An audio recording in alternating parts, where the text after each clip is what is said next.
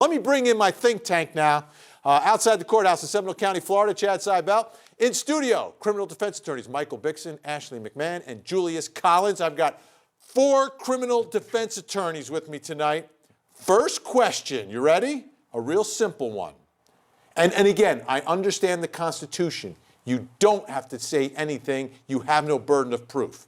But tell me, please, in your own words, my criminal defense friends, why would an innocent man, a factually innocent man, not take the stand and tell the jury, I didn't kill 3 of the 4 most important people in my life, my mother, my father, and my brother? And we'll go ladies first. Ashley McMahon. Thanks so much. Hopefully because his defense attorney told him it would be a terrible idea. We've got great prosecutors on the other side, and these are, it's so exciting when a defendant does decide to testify that I feel like prosecutors are like attack dogs being held back on the leash, just ready to go and so excited about it and can't wait to cross and to really hammer him down on some detail that they haven't been able to do without his testimony in the first place. So I think that's the reason you've all right, now you know the premise of my question is factually innocent man, right? Someone who did not do, I'm not talking about not being able to prove that he did it. I'm talking about someone who actually didn't do it, is innocent, right? Why would he not testify? No matter how innocent or even how guilty you are, I would not want to put my client on the stand because, I mean, look, you get up there, you're going to say your little spiel about, I didn't do it, this is X, Y, Z, Y, but then you're going to have the prosecutor get to open up everything you said on cross. And it doesn't matter how innocent or guilty you are. No, it's only innocent. I'm just saying innocent. I'm not talking nobody's about... found innocent, though. They're only found not guilty. Yeah. But look... I understand that, and I've read the Constitution. What I'm saying is if he actually did not do it, okay, you've got the wrong man on trial here. Absolutely. I want to just go through the process of why even someone like that you wouldn't put on the stand if that's who this guy is. Because even as innocent as he is, they're going to make him look guilty. I mean, that's their job, right? Their job is to tear him apart. He doesn't have legal training. We saw him during the interview, right? He looked bad enough in that, and he wasn't being cross-examined by prosecutors. On the stand, they're going to tear him apart. I mean, I thought that the cops were actually going fairly easy on him in that scenario. On a stand, in front of a jury, forget it. They're going to tear him to shreds. I think God... Even an innocent person can be made to look guilty, Julius? Is that what I'm hearing tonight from the criminal defense bar? Absolutely. Vinny, the facts, like you said, just factually, based on these facts, is too many bad facts. It's too many questions. It's too many unanswered questions at that. His persona, the interview, is shaky. It's circumstantial evidence. We completely agree. But it's a lot of circumstantial evidence. And if he didn't do it, like the prosecutor said, then who? So you don't put him on, you do not put this kind of defendant on the stand, even if he's factually innocent, because of the bad facts. Cross-examination would be horrible. Chad, do you agree? I completely agree, Vinny. In assessing a client when you're getting ready for trial, you are practicing, you're looking at your client to see how well will they testify? Can they stand up to the rigors of a cross-examination? It doesn't matter how factually innocent you are or not. Absolutely, those prosecutors are professionals, they are trained, and they will turn anything that he says against him. I find this a fascinating issue for me because, no one really knows for sure because none of us were there, right? He knows. But I always think about that scenario where you've got someone who actually didn't do it. And it's not like, a random crime. It's talking about your mother, your father, and the brother that you idolize. And wouldn't an innocent person be chomping at the bit? And maybe he was. Maybe he was chomping at the bit to say that and got the advice of his attorneys that, hey, even if you're innocent, they can make you look guilty. But I don't know if I definitely agree with that a prosecutor can do that, can make an innocent person look guilty, but I understand the risk involved. I absolutely do.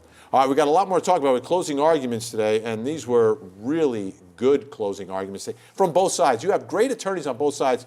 They did a couple things that I really like. They took control of the courtroom, they knew their case, and they brought some passion. Those are like the 3 elements. They weren't standing there reading a closing argument like this. They weren't fumbling through it. They weren't just saying words. No, no, no. I mean, both sides seemed like they were invested in their case, understood their case, had command of the facts, and as a result took control of the courtroom in presenting those closing arguments. But we're going to break them down for you tonight. In the meantime, you saw them. Which was better, prosecution or defense? Go on to Vinny Politan Court TV on Facebook or Court TV on Facebook. Let me know.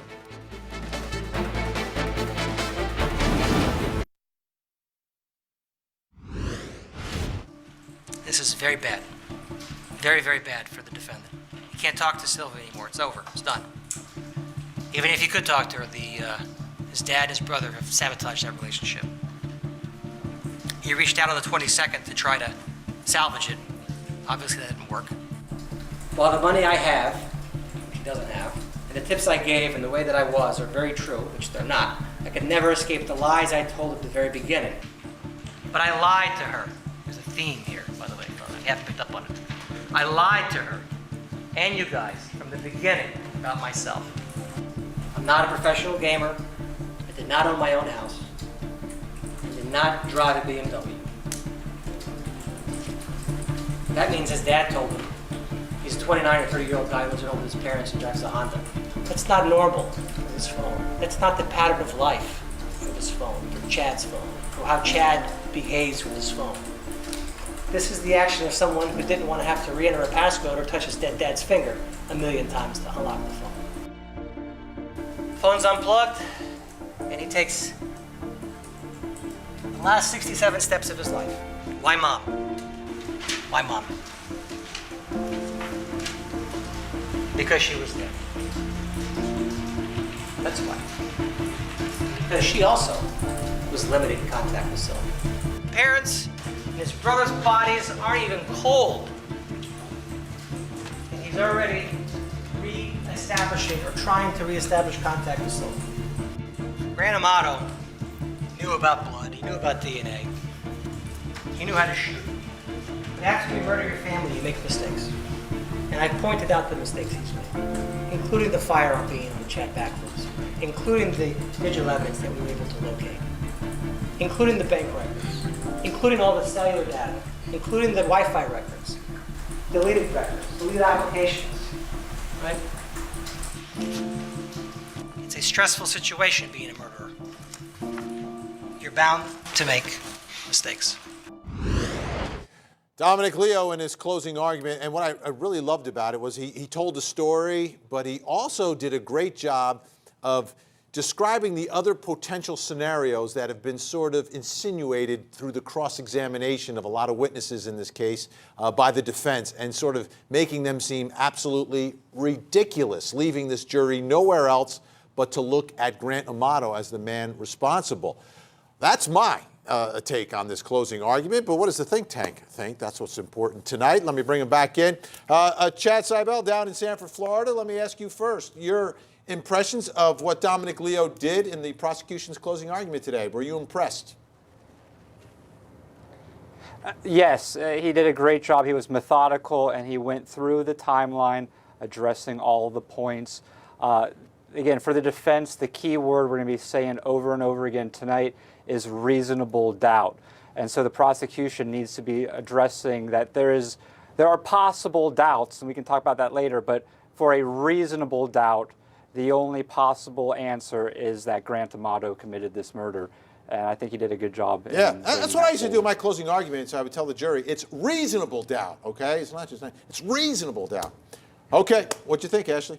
I think he did a great job, and I really like the fact that it didn't sound like a canned closing like you were saying earlier. He had a lot of passion. He was connecting the dots for the jury in this case, which I think is really important when you have a case that is largely circumstantial evidence. And so often prosecutors can get in that rut where they have in their mind the exact paragraph that they're going to say when they're talking about what what the law is and everything, because they have so many cases. They have such a high caseload. They're doing this all the time.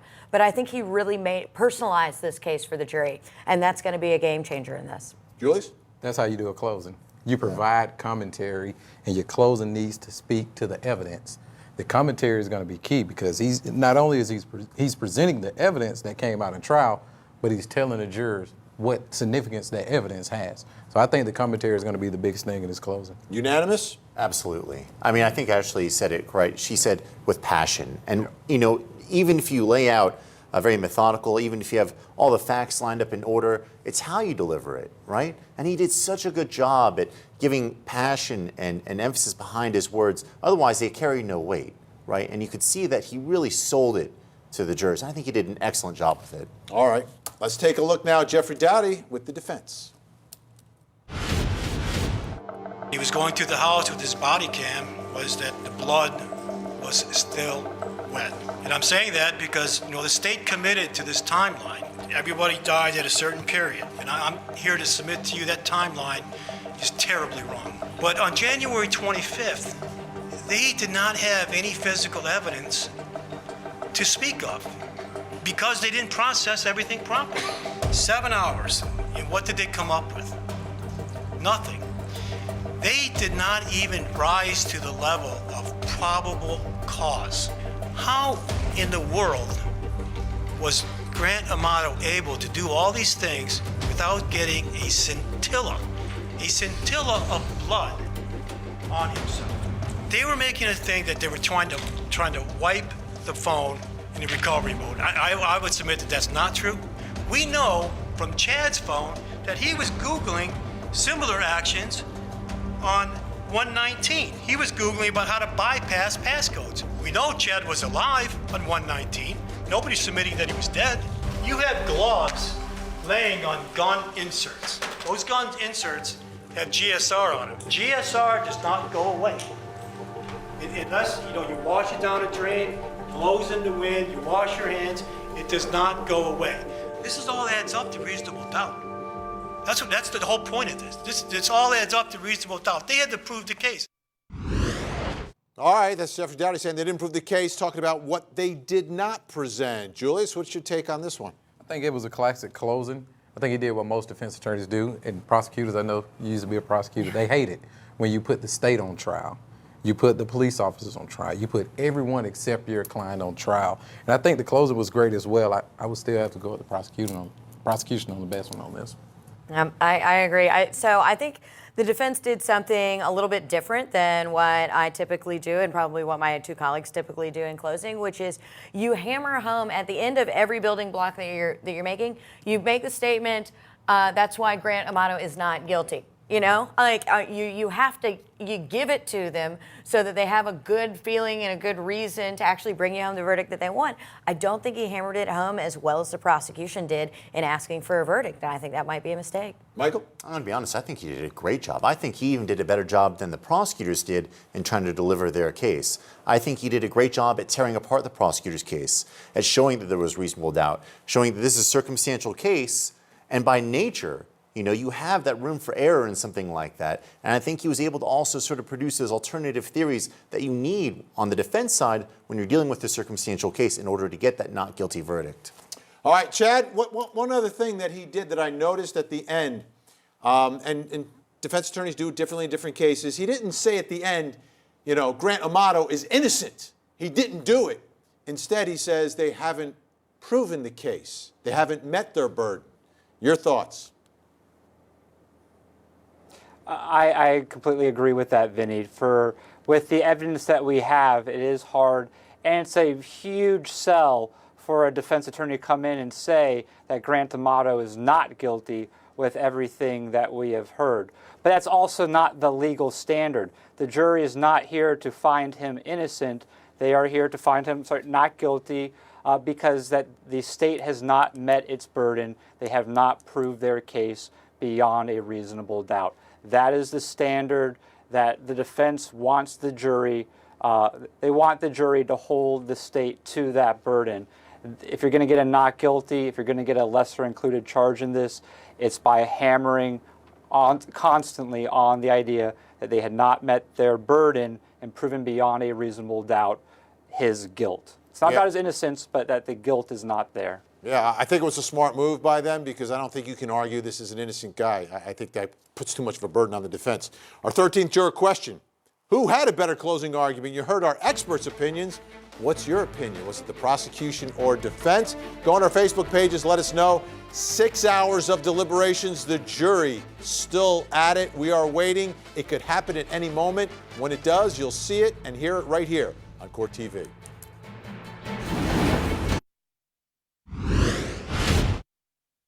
And I'm asking you if you can please, pretty please, send me one of your videos.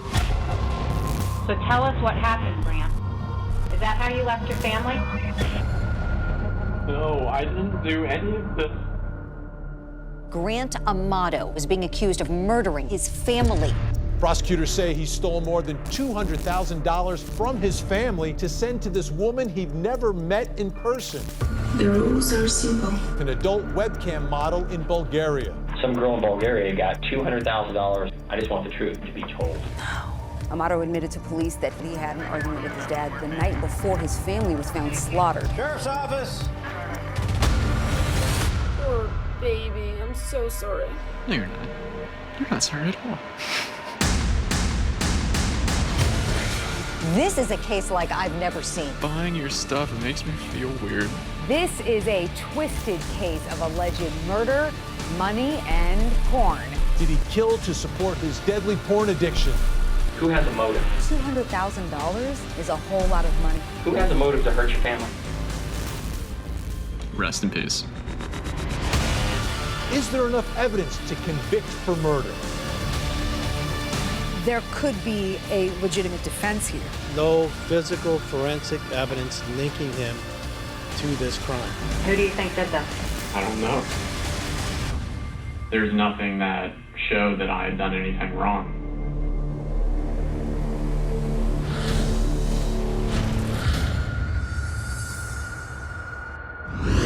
Welcome back, folks. The Verdict Watch continues. Take a look at the clock down there in the lower right-hand part of your screen. 6 hours, 6 minutes, 28 seconds. The jury's been deliberating. The word we've gotten from inside the courthouse is that the judge has ordered them dinner, so they are working through dinner tonight. Don't know if it's been delivered yet or not, but that's the bottom line. This jury can stay as late as they want to. The judge has given them all the discretion. The catch is, if they say they are done for the night without reaching a verdict, they're not going home. They're going to the hotel. They are sequestered until they reach a verdict. And yes, if it goes into the weekend, they will remain sequestered and they will deliberate on Saturday. So that's what this jury knows is in front of them, and maybe that pushes them to a verdict tonight, so don't go anywhere. Now, in that piece coming in, I said in that piece, is there enough evidence to convict Grant Amato of murder? Well, right now, what we're going to do is take a look at the top 10 pieces of evidence presented in this case by the prosecution. And we begin with number 10, which is all about Grant Amato admitting he was home when all the victims were home. Take a listen. So Thursday, you're home all day? Yes. With your mom? Because she works at home? Correct, yes. Your dad's at work? What's his normal work hours? He works until... I think he had to go in early that day because he had to start like doing overtime or something like that. And he normally works though from like 5 or 6 in the morning to, I think he gets home between like 5:30 and 6 at night or something like that. What time did you get home that day? He got home at like 5:30. 5:30? 5:30, 5:45, one of those two. Okay. Were you there when he came in? Yes. So you were home when Cody got home? Yes. Tell us about that. What time did he get home, and why did he come home? I mean, he got home at, I think, like 10:30. I still think that's when he got home. Most likely around 10:30. How about that evidence? The defendant admits he's in the home with all 3 victims, okay, on the night or just before they are murdered or after they're murdered, depending upon your perspective. But how important is this piece of evidence? Let me bring back in my think tank. And we'll begin down in Sanford, Florida. Chad, the defendant puts himself basically at the scene of the crime with all 3 victims. Absolutely, Vinny. There is no, he is there with him being there. It opens up it opens up this whole case. He did not have an alibi. There was nowhere else he was. And when you're the last person alive in a horrible situation like this, absolutely puts all fingers on you right away.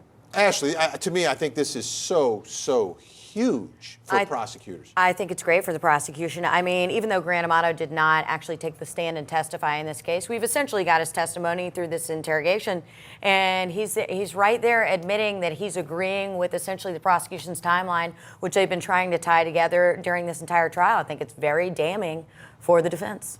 You're shaking your head yes? I agree with Ashley. It's damning if you believe the prosecutor's timeline. If you don't believe it, it doesn't have as much weight. But if you take the prosecutor's timeline as true, and you don't take it with a grain of salt, then that's damning, Vinny. It could be potentially game over if you believe the timeline. So how important is this? Well, it's important, again, like was previously said, if you believe the timeline of the prosecution, then yes, it is. But if you don't, and if you take the defendant's side of the timeline, then it doesn't matter where he was. It's not a big deal at all, right? I mean, yeah, sure, he was the last one to see them, but it doesn't necessarily say that he was the one who actually murdered them. So I think the defendant's timeline, if you were to believe that, then it's not a really big deal for them. All right, well, speaking of timeline, taking a look now as we count down the top 10 pieces of evidence by the prosecution. Number 9 deals with when Grant Amato left the home, and he put himself there sometime after midnight. I don't know what time I actually left, but I think it was closer to like midnight or something. And when you left, where was your mother? When I left, my mom was still just in her office. And where was your dad? Dad and Cody were just yelling inside the kitchen. All right, so he's in the house after midnight, which means now, again, getting back to timelines from my perspective, I mean, the murder then, according to the defense, would have to be sometime after midnight. So mom is in her office working with a glass of wine, but just sitting there doing nothing because the last entry on her computer is like 4:40 in the afternoon. I mean, this is huge. He puts himself with everybody after midnight. You're shaking your head. Next. Well, you can't say she's not doing anything in our office. Just because she's not actively typing or she doesn't have any footprints on it. What would she be doing in the wee hours of the morning there? Have you ever sat at your desk and someone came in to talk to you and you're not typing on your computer anymore? Anymore? Since 4 in the afternoon, 4:30 in the afternoon. Why would she be sitting in the office? But I mean, this piece of evidence, he puts himself in the house after midnight. Yeah, but again, look, she could have left the wine out from the night before. She could have just sat down. I mean, there's 1,000 I'm just reasons. sitting down in the middle of the night to do, Chad, what is she sitting down in the middle of the night to do? Help these guys out.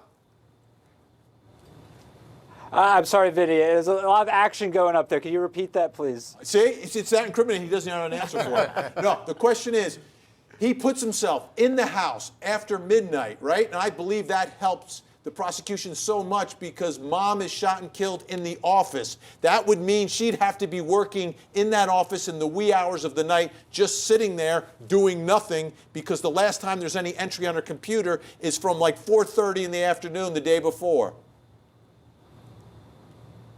Vinny, you got a bunch of defense attorneys on your show today. We're always going to be looking for reasonable doubt. You give us a scenario right here with Grant Amato. We're going to be talking about anything that we can parse out that creates an issue for the state's case. But putting him there, going back to if you believe or find that the state's timeline is reasonable in this, then absolutely it doesn't make sense for him to be there at that house at that time, that late, with everybody still alive, doing well. I have a hard time believing, as a defense attorney, that the mom was just hanging out in her office for all evening long at her desk, at her computer without... Absolutely. All right.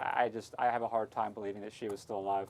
All right, I got one to agree with me. Actually, two. Let's go down to number 8 now. And this one, again, he's being interviewed, interrogated, however you want to interpret what's happening there, but for hours, but doesn't ask the interrogators, why are you asking me all these questions? They're the ones who have to bring it up. Why do you think we're having this conversation? I honestly don't know, but I'm pretty freaked out at this point because, you know, it's, I mean, I know, like, how the situation was when I left, and, you know, I thought that it was weird to begin with that I hadn't gotten any communication whatsoever. I mean, like I had told you, my brother, Cody, the last time when I was away from the house, that he was the one who outreached to me via email, because, again, I didn't have my phone or anything like that. So, I mean, I thought that it was weird, but I had just been kind of putting it out of my mind, thinking, okay, you had to go to work. Yeah, I think it's kind of weird that I'm talking with police for hours here, but come on. To me, that's absurd, Michael. Absurd. I mean, look, absurd. The it reaction. looks terrible. On its face value, it looks terrible, right? And this is something for the defense to overcome. There's no doubt about it. But we don't know who he is, how he acts, right? And given the situation, you know, you're under stress and now you're being, and let's be clear, it is an interrogation, right? People respond in a whole variety of different ways. Some people might just clam up and just sit there and take it from the investigators. I think that's what he was doing, at least arguably what he was doing. Yeah. So on its face, it looks bad, but we don't know. And some people might ask, why am I sitting here talking to you for 3 hours? I mean, a little bit of a natural human reaction, maybe? Well, see, that's why I think this isn't as important. Number 8, I think it should be lower on the chart than even number 9 and the 9 and 10 with the timeline, because there is one thing that we do know about this defendant, that he is definitely guilty of just being a generally creepy dude. So I don't know that it's that odd or off-putting to the jury that he had weird reactions. I mean, he's paying money to this cam girl. I mean, these are facts that are not in dispute. He's living at home with his parents. He's lying about who he is on the internet. I don't think he's going to have necessarily the normal reaction that you or I That's like the best spin ever, Julius. Yeah. He's so creepy and different that the way he reacts maybe is kind of normal for him. I would have to agree with her. His brother testified that, hey, he's not very combative. He will just sit there and let you dish it out, dish it out, dish it out. And he's very unresponsive in those settings. So I have to agree with Ashley. Based on his brother's testimony, it's not uncommon. All right, coming up, the countdown continues. We show you the prosecution's most critical pieces of evidence.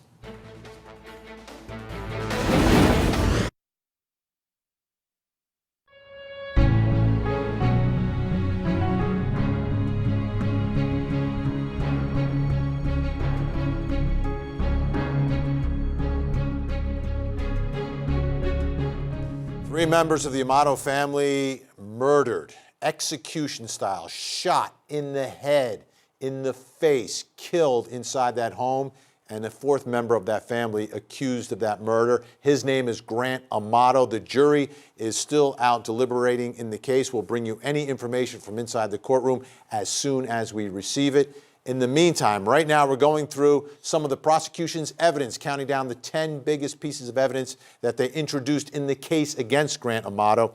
And the next one, number 7, was a letter that was found in Grant Amato's car during the search of his car.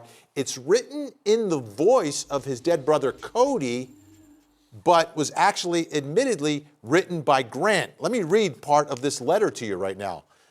Brother, they just told me what happened. Dad told you to pack your bleep and get out of his house because you were caught texting that woman again. Grant, I'll take care of all your problems. I just need you back. I can't live without you, brother. I said I'd take care of all your problems at the house, and I have. No one will bother you again regarding this. Just please come home. I can't do this again. If you think I'm part of the problem here, then I've really lost you, and I can't take that loss after everything. That was the letter that was found in Grant Amato's car, written by Grant Amato, but as I was reading, you can tell it's in the voice of Cody Amato. So, of course, what prosecutors are using this for is that Grant Amato was staging this as a murder-suicide scene, and this was the letter that he was going to put there, but did not have an opportunity to do, because when he returned to the house, the police were already there. So, or attempted to return to the house. How compelling, how important is this one, Michael? Are you a little afraid of this letter? This is beyond creepy. Oh, it's not good. I mean, like, let's be clear. If I was the defense attorney and I saw that, I would immediately realize this is one of my biggest problems I'm going to have with this case. because there's so few reasons why it could exist other than him trying to plant it there to frame his dead brother, right? It does not look good. There are some arguments around it, but I think it's just so overwhelming and overpowering as a piece of evidence compared to any type of, counter argument you could make. It's tough to get around. Chad, what do you think of this one? To me, it speaks volumes about what was going on in this twisted mind. Yes, and I completely agree with Mike. This is an awful piece of evidence to have to address as a defense attorney.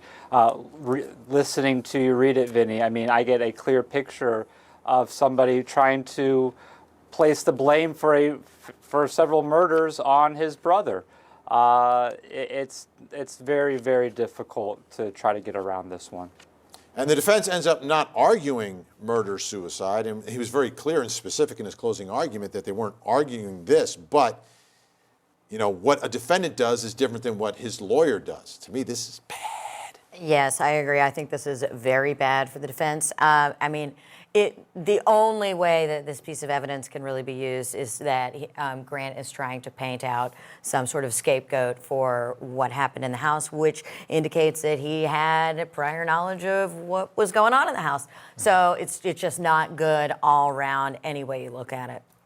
I completely agree. This is the missing link. This is the smoking gun that they've been searching for, because it shows the prosecution's plan. It shows the entire game plan. It's not just a snapshot. This is the motive. Well, this is his scheme. Let me set this up to make it look like my brother did this, trying to get me back home. Yeah, I think this is my brother trying to save me, kills the family, and kills himself. Yes. All right. Yeah. Number 6, now we go back to the interrogation. And in this interrogation, this back and forth, the first one to mention a shooting, not the police, but Grant Amato. So if anything happened in the home, to bring law enforcement there, what would you think happened? That there was a shooting. Between whom? I don't know. Between Cody and my dad. And why would you think that? To protect me, or to help me, or to do something with me. So you're telling me you did not shoot Cody, No. your father, or your mother? No. Remember, Dad suddenly had a gun in his holster on his hip. It was on the wrong side, by the way. But he had a gun, and there was a gun next to Cody. How on earth would he know that? How would he know that? Julius, I'm putting you on the spot. How would he know that? He should know that unless he was actually there, right? I mean, I think we can all agree on that. Yeah. But this interview, this snapshot of this interview is very damning. Yeah. Because now you're saying, oh, it was a shootout. This goes with the letter. Cody was trying to protect me. I think this video, Vinny, when you put it with the letter, it's not good at all. What are we on, number 6? Is this number 6? Number 6. We still got 5 more to go. I think 6 and 7 belong together. I mean, because they really just, tied together. Okay, well, not only does it look like, okay, well, I can guess what may have brought the police to the house. It might have been a shooting. Oh, who would it be between? Well, why don't you take a look at the letter that I believe my brother may have written in his own words to see what I think happened. It just doesn't look good. If I could. You can pass if you want. Oh, no. Look, I was just going to, look, if I could, I would take that clip and I would show it to people just to explain to them why you should not talk to the police. Yeah. I mean, this is a prime example of how talking to them, how badly it can hurt your case. I mean, this is terrible for his case. I mean, if the letter was bad, this is on another level. Yeah, and you said it works in conjunction. It's all part of, All right, let's move up to number 5. Now, in that same interrogation room, there was a point where Jason Amato wanted to speak to his brother, and police, of course, allowed that to happen. They recorded everything. And in one moment in the back and forth between these two brothers, Jason really confronts Grant Amato and basically accuses him of killing their mother and father. And then Grant's reaction is like, take a look. The morgue called me this morning, so I have to make decisions for Mom, Cody, and Dad in the next, couple days. So just letting you know that I'll be making those decisions, because until I'm given verifiable information that you did not do it, I don't think you have the right to make that decision. You already made the decision on whether or not they can live or not. That's not your job. All right, I'm ready. So the defense has based a lot of their case on lack of evidence, but how about, Chad, a lack of a response to your brother just accusing you of killing their parents, and you sit there silently? Will a reasonable person think that that is a reasonable response? I know, going back to the trial, I believe the jurors had some question. There was a juror question to the brother, is this normal behavior for Grant? And the answer was yes. His sitting there in an interview room for 3 hours, this lack of response is normal behavior for him, according to the brother. But will a reasonable juror see this as normal or acceptable behavior? It's very strange. It's very weird. And I just don't think the defense has really done a good enough job in letting the jurors see that this might make sense coming from Grant. It's not a reasonable response, Vinny. Yeah, and one way may have been to have him testify today like he originally wanted to. Maybe if he testified, they'd have a better picture of who Grant Amato is, and maybe it would explain some of this. But Julius, what do you think? I think I agree with Chad, but I'm not really worried about this part. You're not? When the brother, no, not at all, Vinny. When the brother testified, after the jurors asked the question, he said, this is typical of Grant. He'll sit there and take it and he won't do anything. And to another point, I think the defense missed that moment. They could have really opened up the door to figure out who Mr. Amato is, who is Grant. And his brother could have got that information out to show, hey, he's a little different, so this is nothing. I don't find this part to be very troubling at all. So it's the same sort of creep factor deal. It's the creep defense. I would rather deal with my client sitting in there being strange, being weird, all words that we've used to describe him, being creepy and not saying anything at all, than have him be opening his mouth and giving the police essentially a rundown of how the police believe that the crime eventually occurred, when I'm trying to say I wasn't even there. So, I'd prefer this all day. It's interesting using the fact that he's kind of creepy and weird and very strange to their advantage to try to explain this, because any other set of brothers in a room together and one brother says, you killed Mom and Dad, and if you, again, didn't do it, there would be a response. If this was the only piece of evidence that the state had against him, I would say, obviously, this is the biggest thing they're going to have to deal with. But when you compare it to the rest of the case, like the letter, right, like his testimony when he's talking to the officers and during the interrogation, this doesn't seem that bad. I mean, that interrogation was horrific for him. On a scale of 1 to 10, I'm putting this way much further down the list compared to the other stuff we've seen so far. All right, we've got a 13th juror question for you about the closing arguments today. We've shown you the highlights tonight. Who had a better one, the prosecution or defense? You can go on my Facebook page or Court TV's Facebook page. You can also leave comments as well to explain your vote. We'll be right back as Verdict Watch continues. So tell us what happened, Grant. Is that how you left your family? No, I didn't do any of this. Grant Amato is accused of killing his family. The rules are simple. This is a case like I've never seen. Prosecutors say he stole more than $200,000 from his family to send to this webcam model. Some girl in Bulgaria got $200,000. I just want the truth.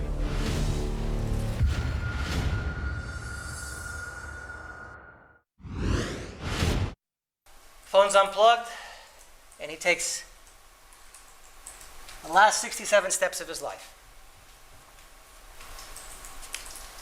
5:25, the phone stops.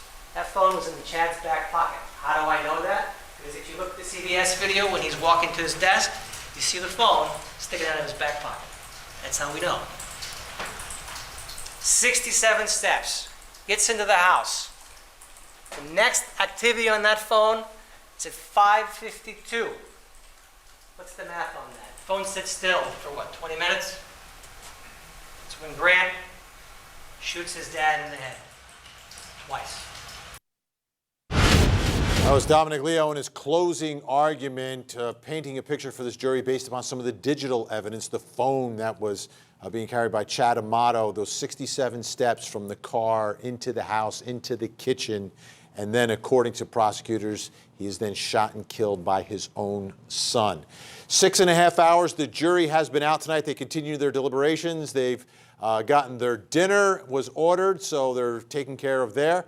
When and if they reach a verdict, of course, you will see it and hear it live right here on Court TV. In the meantime, we will stay on the air as long as they are deliberating. So you stay with us. You will see the verdict when it happens, folks. In the meantime, we're taking a look now at the 10 biggest pieces of evidence that the prosecution presented to this jury. And we're up to number 4. And number 4 is, I think, a very, very significant piece of evidence. The gloves that were recovered by investigators in the bag in the hotel room where Grant Amato was after these murders. Now, it wasn't just the fact that the gloves were found, it's what was found on the gloves. GSR, gunshot residue. It's a case with not a lot of forensic evidence, but this could be a very big piece of evidence for prosecutors because now you've got a pair of gloves that Grant Amato has that have gunshot residue on them. Why would those gloves have gunshot residue on them? Those aren't the kind of gloves you wear to the shooting range. Those are the kind of gloves you wear to Japan, like he did in all the photos that the jury saw. Oh, by the way, his DNA was also found inside those gloves. Okay, so how important is that? Let me bring back in my think tank. And Michael Bixon, let's talk about the gloves. We also have with us Chad Seibel, Michael Bixon, Ashley McMahon, and Julius Collins, our think tank tonight. How important? Not worried. I mean, to be You're honest, not worried about gunshot residue on the gloves? I'm not worried, and let me tell you why. Because one, there was so little amount of it found on the gloves, and two, doesn't mean just because you had the gloves that you wore them while you fired a gun. If you handled the gun and then used the gloves after, you can still transfer that residue onto the gloves. If they were stored near a gun, you can get that residue on the gloves. There's a million ways to get gunshot residue onto those gloves, not just using them to fire a gun. And here's, I think, one of the telling things about it is how little was found on there. You know, I think they said something like 10 particles. It's like nothing. You know, if he had worn those gloves while shooting a gun, as many shots as were fired that day, night, morning, whenever it was, there should be more. But 10? That's it? To me, that means that, you know, he could have gone to the range and then maybe worn the gloves later that day. I mean, there's 1,000 different reasons why. Oh, quick footnote. He sold all his guns. Exactly. Because he needed to buy tokens so he could hang out with Sylvia on the web. That's a problem. He doesn't have guns. He's not shooting any guns. But he did at one point. So if he did at one point, they get on the gloves, it still could be there. I agree. I think the defense did a pretty good job of negating this evidence. I think it could have been stronger for the prosecution if the defense didn't pay as much attention to it. And I think they did a good job of pointing out to the jury, look, there's so little residue on it, it could be transferred. And as we all know, there's plenty of famous cases where gloves have been found and juries have acquitted. So we know that, but it's not just transferred, it's more of a tertiary transfer because the gunshot residue would have to go from the gun onto a second object, and then the gloves would have to be put onto the second object and then transferred on there. Well, you never know. The residue may have come from the grassy knoll. You know, it might have been a third shooter. All right. Number 3, I believe this is huge. And again, I am serious when I talk about number 3 here. I'm talking about the chicken cutlets, okay? The chicken cutlets in the kitchen, because to me, it's all about the timeline, right? Chicken cutlets for dinner. Mom takes him out. Grant Amato even said that Mom took him out around 4:30 or so to eat that night. So if no one is killed and it's just a night at home with the family, why is Mom leaving the chicken cutlets out there to fully defrost and start forming salmonella poisoning for the family? Did she have some plot that she was going to kill everybody the next day with salmonella? Why are the chicken cutlets still out there, folks? You take them. No one ate dinner that night. Why didn't they eat dinner? Because they were dead. That's what I see when I see those chicken cutlets. Chad, what do you see?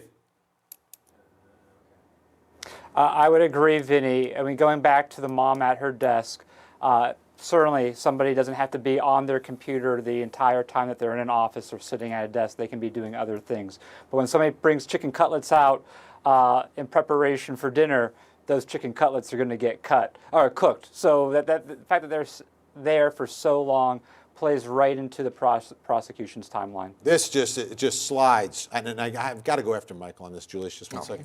Slide right into the state's timeline. I mean, mom takes out the chicken cutlets. She's going to prepare some dish with these chicken cutlets. It takes a short time for a cutlet to defrost. This isn't like defrosting a turkey, Michael. These are chicken cutlets, okay? They don't take long, and you actually shouldn't take too long to defrost them. She's going to cook dinner. Dinner never gets cooked, and she's got the wine glass, and she's dead. I'm going to let you in a little secret. Okay, I cook in my house. I know for a fact I have left food out overnight because I forgot it and I got something else and I forgot about it. Oh. Is it possible that she was going to cook it that night and she didn't and she forgot about it and left it out on the counter? Yeah, of course it's possible. Do you think Dad may have been hungry at some point? He got home at 5:30? Maybe he ate somewhere else. He worked all day. That lunch box is empty. Maybe he ate somewhere else, and maybe that's why she didn't cook the chicken. Maybe she forgot about it. Julius, you buying any of this? I'm definitely buying what Michael is selling. I mean, think about it, Vinny. Sometimes people change their mind. What if someone brought home takeout? There's no reason to continue to. All right, show me the takeout boxes. They're not there. It's in the trash, possibly. We don't know because the investigators didn't do a thorough investigation.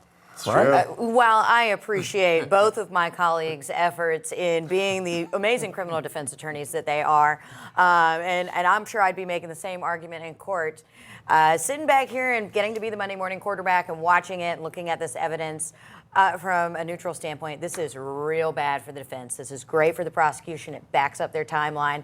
And I don't necessarily think that jurors are going to believe that while the mother is sitting there in stasis, apparently, at the computer, not moving, not doing any activity, that she also forgot about the chicken cutlets on the counter. I think it hammers down the prosecution's timeline and puts Grant at the crime scene. Yeah, and when you look around that kitchen, things are pretty much in order. This isn't like, these aren't sloppy, messy people.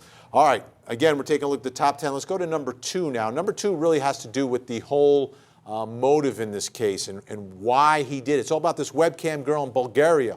And apparently, the night of the murder, on Dad's phone, there's a transfer of money made, and it's like enough money to log on to the webcam girl in Bulgaria.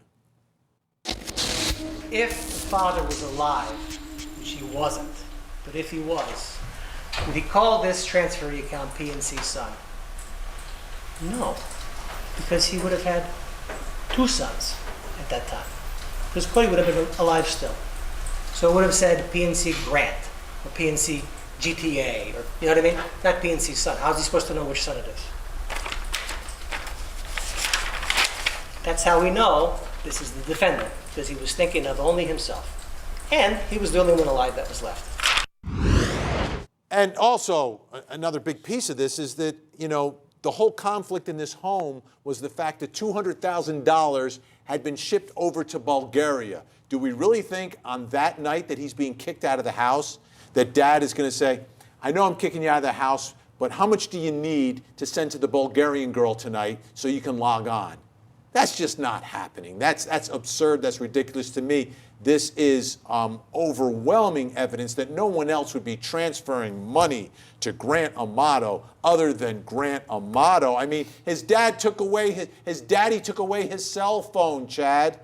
I know he's 29, but Daddy took away his cell phone. Vinny, it makes absolutely zero sense for anybody but Grant Amato from that family to be spending money on this webcam girl. This whole situation was the family trying to stop him, trying to help him, trying to keep him away from his addiction. And after the idea that the family, after going through all that, is now going to continue to fund his addiction at this midnight, this ridiculous hour, it's very damning, Vinny. What a great analogy, just using that word addiction. All of a sudden, you know, put it this way, say he's addicted to drugs. Here, son, take some of this marijuana that we have back here on your way out.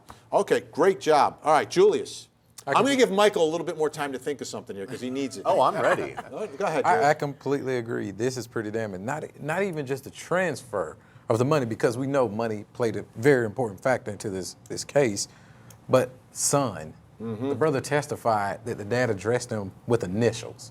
So I think that's very chilling, and it's going to be very damning, Vinny. I agree. In a case like this, you know, where you don't have a lot of direct physical evidence and things like that, you've got to rely on he's the only person with the motive to have moved this money. It doesn't make any sense for the father to have done this. There's really not a very good way around this. I'm almost afraid. We're all afraid. I'm gonna tell you this. Why would Dad give Grant money that night? He didn't. He stole it from. As the defense for this case, there's no question that he stole the money to pay and feed his addiction, right? Okay. But here's the biggest problem. How do you continue to feed that addiction? How do you continue to steal that money if those people are dead and you don't have access to that money anymore? Life insurance. Yeah, he's not going to get that money. Right. And he knew it. So what you're arguing, which is the first time I've heard it couched this way, which is probably a great argument, that he could have stolen the money. Even with Dad's alive, he somehow gets access to his phone and steals it without him knowing. He'd been stealing it up to that point, $200,000. He's good. He's very good. No, you. I'm saying you. It's so You're obnoxious. good. All right, coming up, folks, we're going to take a look at what we believe is the number one piece of evidence presented by the prosecution in this case. As the clock continues to tick, 6 hours, 47 minutes, the jury has been out. Perhaps they're looking at some of these pieces of evidence. I wonder what they're doing with number one.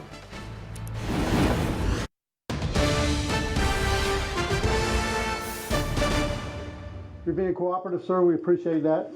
Some Seminole County detectives want to talk to you, so we're going to get the handcuffs off of you. Nothing in your pants, correct? Yes. Nothing, yes, sir. We do. It's just a normal routine when we encounter someone that we want to make sure you're safe. Now we know you don't have any weapons. We'll get those restraints off of you.